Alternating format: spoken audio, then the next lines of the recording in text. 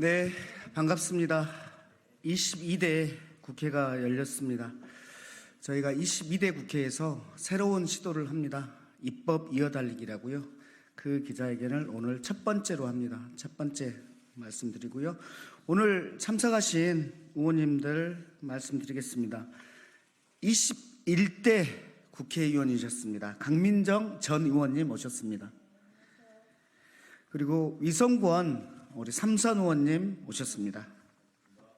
그 다음에 김용만 의원님 오셨습니다. 김윤 의원님 오셨습니다. 김남희 의원님 오셨습니다. 백승아 의원님 오셨습니다. 예, 저는 안양 동안갑을 지역구로 두고 있고요. 당에서는 정책위 수석부의장을 하고 있는 민병덕입니다. 21대 국회에서 의정활동을 펼친 의원님들의 노고와 그 가치와 그리고 비전을 담은 법안들이 21대 국회 종료와 함께 폐기된 것이 너무나 안타까웠습니다. 이 법들을 22대 국회에서 살려내는 것이 오늘 입법 이어달리기의 취지입니다. 예를 들면 21대 때 땡땡땡 의원이 발의했던 법안의 취지에 공감해서 22대 국회에서 땡땡땡 의원이 발의한다가 골자입니다. 21대 국회에서 미처리된 법안은 22대 국회에서 누군가에 의해서 이미 발의되고 준비도 이루어지고 있습니다. 저는 이를 공식화해서 동료 간의 신뢰도 쌓고 나아가서 우리 민주당의 좋은 문화로 키워갔으면 좋겠다는 생각입니다. 기자회견문 제가 낭독하고 그 다음에 이제 각각 의원님들의 발언을 듣도록 하겠습니다. 민주당 정책위 수석부의장 민병덕 의원입니다. 입법 이어달리기를 시작합니다. 국회의원 본연의 책무는 입법입니다. 하나의 헌법기관으로서 우리 사회에 필요한 법과 제도를 만드는 데 매진합니다. 21대 국회에서 26,853건의 법안이 발의됐습니다.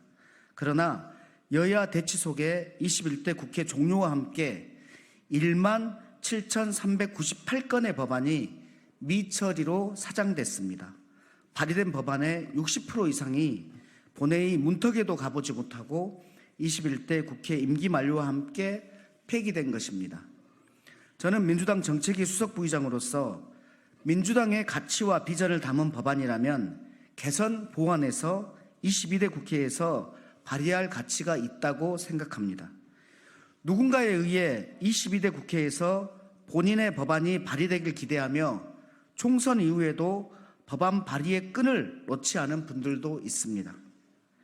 그래서 22대 총선 불출마 선언을 한 의원을 중심으로 첫 번째 입법 이어달리기 참여를 부탁드렸고 기꺼이 네 분 의원께서 본인의 대표 법안을 전해주셨습니다.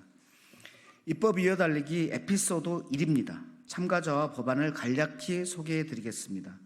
교원의 정치적 기본권을 침해하고 있는 현행법의 제한 규정을 개정해서 교원의 정치적 기본권 회복을 도모하는 교원 정치기본법을 21대 국회에서 강민정 의원이 발의했습니다.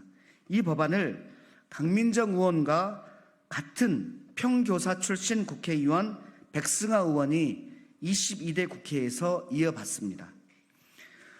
출산율 세계 최하위, 고령화 속도 세계 최고 수준, 수도권 인구 집중 심화는 우리 사회의 다양한 분야에서 문제점으로 대두되고 있습니다. 이를 해결하기 위해 최종윤 의원은 기존 저출산 고령사회 기본법을 대체하고 포괄해서 우리가 직면한 인구 구조 변화에 종합적이고 체계적으로 대응하는 인구정책 기본법을 발의했습니다.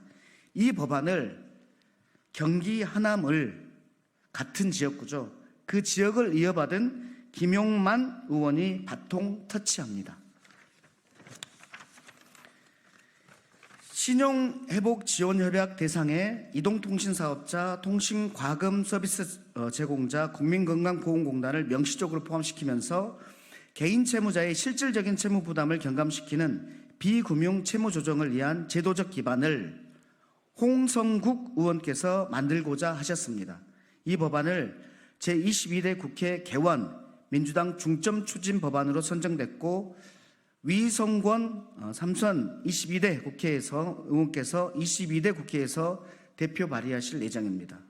백신 부작용 피해 지원을 확대하고 접종자에게 인센티브를 주는 포괄적 팬데믹 포상지원법은 김윤 의원, 부모의 법적 지위나 출산지와 관계없이 모든 아동의 출생 등록을 포함해 이 땅의 모든 아동이 법의 테두리 안에서 보호받을 수 있도록 하는 외국인 아동 출생 등록법은 김남희 의원이 이어갑니다.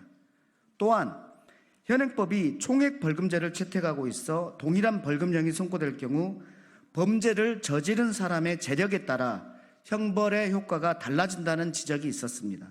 따라서 벌금형의 일수 정액을 피고인의 경제 사정에 따라 결정하는 자산 비례 벌금제를 제가 이어받아 하겠습니다. 그리고 이 세 법안 모두 소병철 의원이 국회에서 발의해 주길 부탁하셨습니다. 입법 이어달리기 취지에 공감하는 동료 의원이 늘어나고 있습니다. 이른 시일 내에 입법 이어달리기 에피소드 2로 인사드리겠습니다. 윤석열 대통령의 습관적 거부권 행사와 여당의 일상적 반대와 민생 허언증을 뚫고 민주당의 가치와 비전을 담은 법안을 22대 국회에서 통과시켜 나가겠습니다. 감사합니다. 오늘 참석해 주신 의원님들의 발언을 듣도록 하겠습니다. 먼저 21대 국회에서 의정활동을 펼치신 강민정 의원님의 말씀을 듣겠는데요. 듣기 전에 꽃다발을 먼저 좀 증정을 드리겠습니다.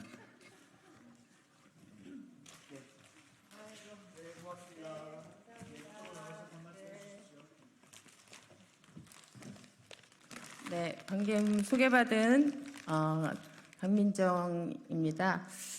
그 입법 작업을 하다 보면은 이게 시대가 변화돼서 새롭게 제기되는 입법적 요구도 있지만 사실은 정말 필요할 것 같은데 그래서 개정안을 고민하다가 찾아보면은 이전 그 국회에서 이미 발의가 오래전부터 반복적으로 되었다 폐기되는 법들이 있습니다. 이럴 경우에는 그 개정안을 만들 때 그 이전에 발의되었던 법안들을 참고하는 게 굉장히 도움이 많이 됩니다. 그래서 이번에 더불어민주당에서 입법 이어달리기라고 하는 새로운 어떤 그 활동 방식이 시도되는 것은 굉장히 의미가 있고 우리 입법에 힘을 더 많이 모으고 성과를 높이는데 입법 성과를 높이는데 새로운 또 길을 뚫는 게 아닌가 싶어서 굉장히 고맙기도 하고 반갑기도 합니다. 제가 발의했던 법은 교원 정치 기본권과 관련된 법입니다. 사실은 참정권은 인간이면 누구나 누려야 할 헌법적 기본권입니다. 그럼에도 불구하고 우리나라가 OECD 국가에서 유일하게 교원의 정치 기본권을 인정하지 않고 있는 나라입니다. 그래서 교사는 정당 활동도 할 수 없고 정치 후원도 할 수 없고 당연히 출마도 할 수 없고 선거 운동도 할 수 없습니다.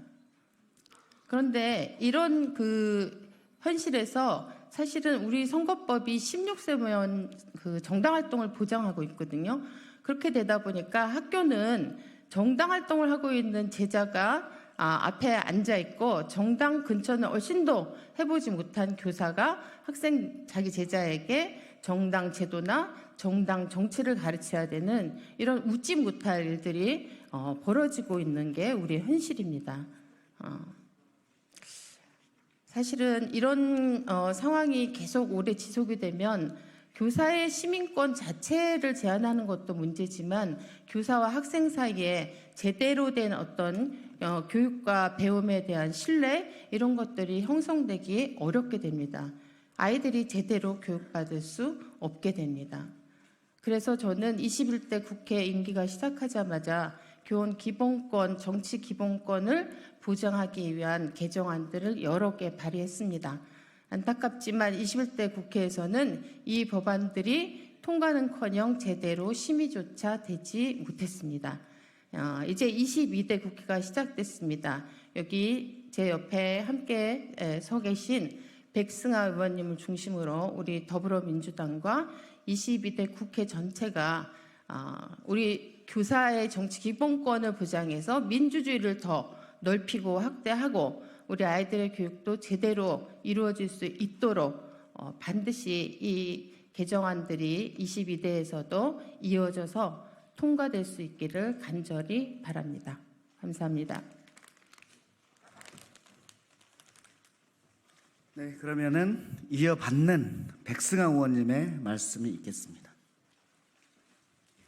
네, 안녕하세요. 백승아입니다.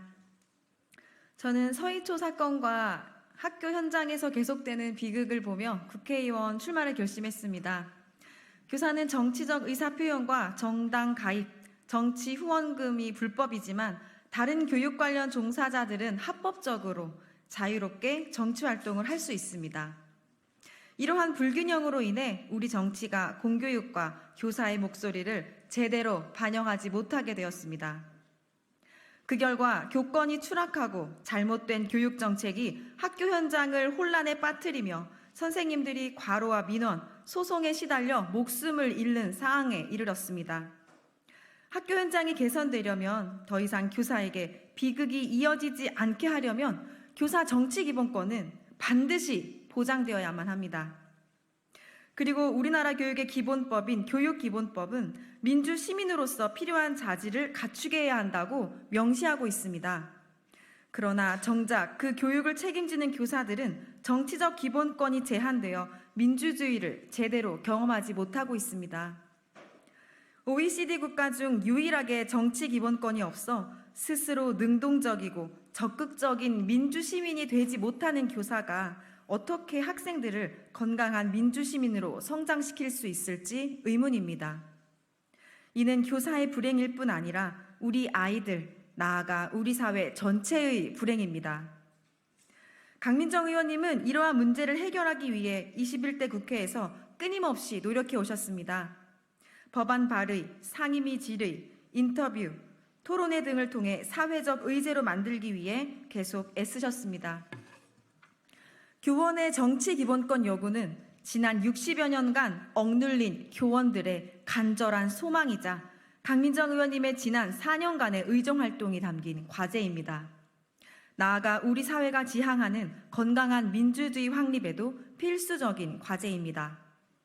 22대 국회에서 교사 정치 기본권 확보를 위한 법안이 반드시 통과될 수 있도록 최선을 다하겠습니다. 국회의원 백승아는 교육 현장의 목소리가 입법 과정과 정책에 제대로 반영되지 않고 있다는 시대적 반성의 토대에서 이루어졌음을 잘 알고 있습니다.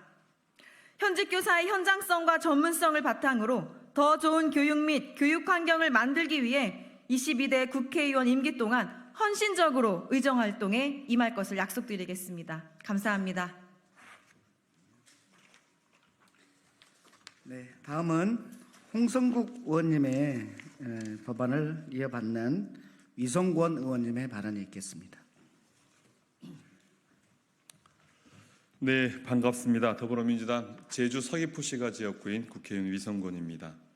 지난 수년간 윤석열 정부는 코로나19, 고금리, 고물가 위기 극복의 비용을 개인의 부채로 전가했습니다. 국가의 짐을 대신 짊어진 우리 국민은 채무 상환의 압박에 시달리며 한계 상황에 내몰렸습니다. 실제로 지난해 빚을 갚지 못해 신용회복위원회에 채무조정을 신청한 국민이 18만 명을 넘어섰습니다. 2006년 이후 18년 만에 최대 수준이라고 합니다. 법원에 개인회생, 파산을 신청한 인원은 재작년보다 24% 늘어난 16만 2천 명에 달한다고 합니다. 정부가 떠넘긴 빚이 버거워도 너무 버겁다고 합니다. 많은 채무자들이 다시 일어서고 싶어도 낡은 제도 탓에 좀처럼 속력을 내지 못하고 있습니다. 그러나 재기 의지가 있는 채무자는 무슨 수를 써서라도 초기에 구제해야 더 큰 사회적 비용 투입을 막을 수 있습니다. 더불어민주당이 곁에서 함께하며 앞장서서 길을 내겠습니다. 그 일환으로 21대 국회 홍성국 의원께서 발의한 서민금융지원법 일부 개정안에 대한 입법을 22대 국회에서 저 위성권이 이어가겠습니다. 신용회복위원회가 금융채무뿐만 아니라 비금융채무까지 조정할 수 있도록 하는 내용을 담았습니다. 미납 통신비, 체납 건보료부터 국가가 조정할 수 있게 하겠습니다. 재기 지원 제도 사각지대에 있는 비금융 채무가 새 출발을 꿈꾸는 이에 구직을 가로막는 악순환을 끊겠습니다. 비금융 채무를 상환할 방법이 없어 불법 사금융을 찾도록 내버려두지 않겠습니다. 본 개정안은 지난해 4월 민주당이 대한법률구조공단을 방문해 현장 입법 간담회까지 개최하며 추진한 정책입니다. 이재명 대표가 직접 국민께 추진을 약속했습니다. 그런데 올 초 총선을 앞둔 윤석열 정권이 말없이 정책을 가로채더니 추진하는 신용만 하고 말았습니다. 이를 비판하자 여당인 국민의힘은 지금이라도 그 강력한 180석으로 통과시키면 되지 않느냐는 후한무치의 비아냥으로 응수하였습니다. 우린 더 이상 머무르거리지 않겠습니다. 정부 여당의 무능과 모렴치를 규탄하는 의미에서라도 비금융채무 감면법을 반드시 통과시키겠습니다. 법안 통과를 통해서 정권 심판, 민생 회복을 갈망하는 민의를 더불어민주당이 국민과 함께 받들겠습니다. 고맙습니다. 네, 다음은 최종윤 의원의 법안을 이어받으신 김용만 의원님의 발언이 있겠습니다.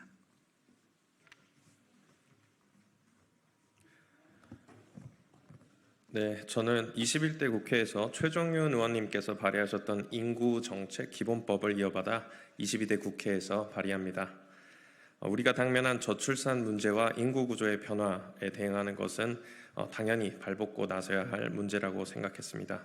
특히 22대 총선에서 물심양면 저를 같은 지역인 하남에서 도와주신 최종윤 의원님께서 천착하셨던 문제이고요. 그 뒤를 잇는 제가 당연히 추진해야 하는 핵심 과제 중 하나라 생각해서 이 법안을 이어받게 되었습니다. 현재 우리는 저출산이라는 시대적 과제 앞에 엄청난 인구 구조의 변화를 겪고 있습니다. 그 변화는 사회 전체에 큰 파급 효과를 주고 있지만 현행법으로 대응하기에는 한계가 많습니다. 20여 년 전 만들어진 저출산 고령사회 기본법은 어떻게 더 많이 낳게 할 것인가, 출산율 제고에만 초점을 두어왔기 때문입니다. 그 결과 인구 구조의 변화가 미치는 범사회적 효과는 제대로 대응되지 못했습니다. 어린이집이 문을 닫고 군입대 청년들은 부족하고 일할 사람이 부족한 것뿐만 아니라 고령 인구의 증가로 보건과 복지 재원이 더 늘고 이런 수도 없이 많은 인구 문제들은 곧 우리 삶의 일상의 문제로 나타나게 된 것입니다. 인구정책 기본법은 쉽게 말해서 출산율 제고뿐만 아니라 범사회적으로 파급 효과가 있는 인구구조 변화에 대한 대응에 취지를 두고 있습니다. 인구 감소 대책뿐 아니라 고령사회 대책, 지역 소멸 대책 등 세 가지 측면을 포괄할 수 있는 정책 근거를 마련해서 기존 저출산 고령사회 기본법을 대체하고 또 보완해 나갈 것입니다. 또 인구구조 변화가 가져다주는 갈등과 격차 해소, 지역과 나이에 상관없이 전생에 걸쳐 건강하고 안전한 삶을 위한 국가의 의무도 이 법의 지향점에 포함됩니다. 22대 국회가 인구 문제라는 시대적 과제를 반드시 해결할 수 있도록 제가 앞장서겠습니다. 감사합니다. 네, 다음은 소병철 의원님의 세 가지 법이 있는데요. 그중에서 감염병 관련해서 이어받으시는 우리 김윤 의원님의 말씀이 있겠습니다.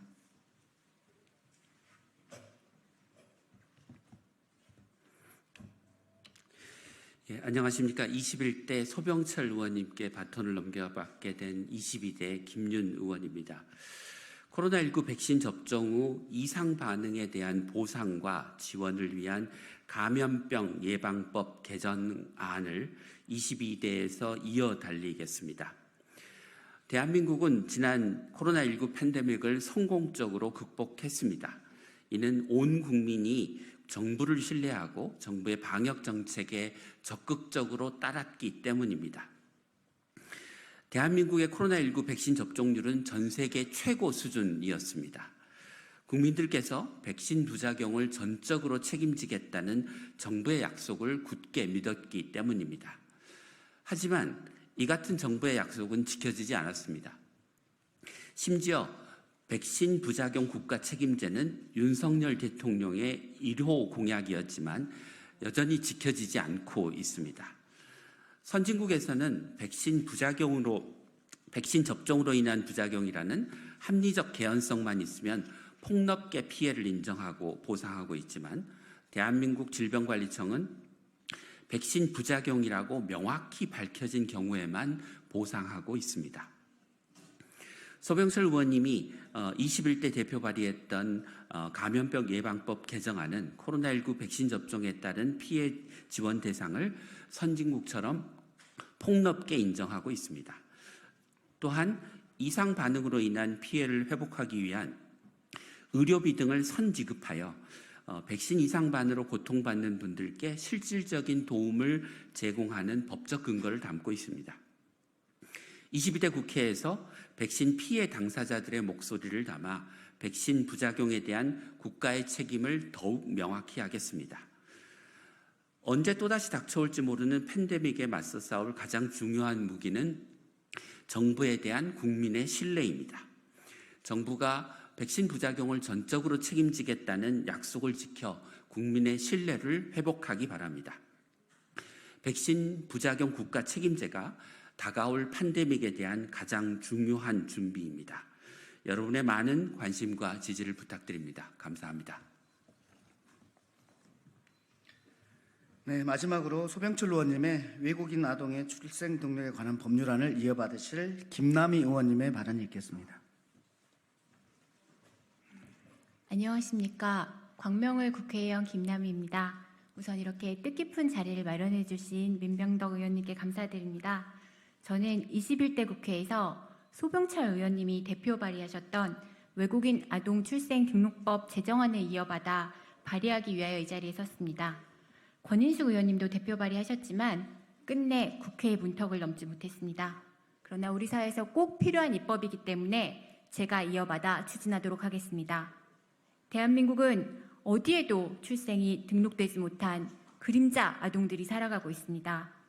한국에서 태어나 성장하면서도 서류상 존재하지 않아 학대, 인신매매, 착취 등 위험에 노출될 수 있고 공적 서비스의 접근이 제한되어 인권이 사각지대에 방치되어 있습니다. 병원도 가지 못하고 어린이집과 학교에서도 존재를 증명해야 하며 학교 밖 미래를 꿈꾸는 것조차 어렵습니다. 지난해 출생통보제가 도입되어 아이들이 출생통보를 할 수 있도록 되었지만 외국인 아동은 여전히 배제되어 있습니다. 외국인 아동 출생등록법을 제정하여 부모의 체류 자격과 관계없이 출생 등록을 가능하도록 해야 하고 불이익이 없도록 하는 제도적 보완이 시급합니다. 모든 아동은 국적과 무관하게 소중하고 이 땅에 태어난 아이들은 한국 사회의 중요한 구성원으로 보호받아야 합니다. 저는 22대 국회가 외국인 아동의 권리를 보장하도록 최선을 다하겠습니다. 감사합니다. 예, 마지막으로 우리 소병철 의원님께서 발의하셨던 형법 일부 개정안은요. 대한민국은 법 앞에 평등한데 그 벌금이라는 재산량은 재산의 다과에 따라서 그 효과가 달라지기 때문에 그것을 평등하게 만들어 보자는 취지입니다. 다른 더 자세한 것들은 보도 자료를 참조해 주십시오. 고맙습니다.